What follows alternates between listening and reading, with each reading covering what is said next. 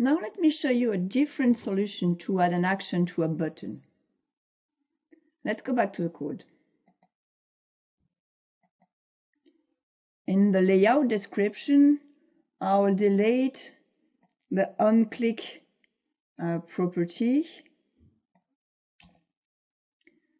And now I'll define the code associated with the button directly into the Java code. So here, after retrieving a reference to the blue button, I will attach an onClick listener to it.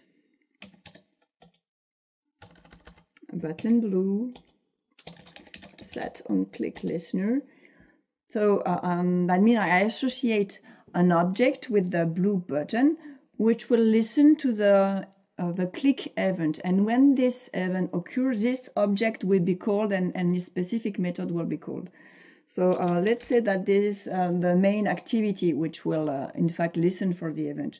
So of course, main activity is not onClick listener. So we need to make it implement the onClick listener. I mean that we'll have to implement the onClick method. Android Studio generate the skeleton for us, and now we just need to indicate what do we need to do when the button is clicked. Well, it's easy. You either copy this line here, or you can directly call to-do method since it's already written. Okay, now we've attached an action with the first button, the blue button, but not with the pink one. Let's do that for this button as well.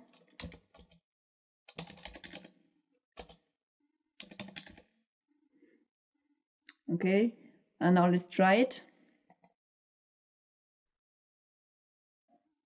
When I click on the to-do on the pink button, I've got the to-do pop-up, and when I click on the blue button, it disappears. Now I'll show you a different way to add the button to the graphical user interface directly from the Java code.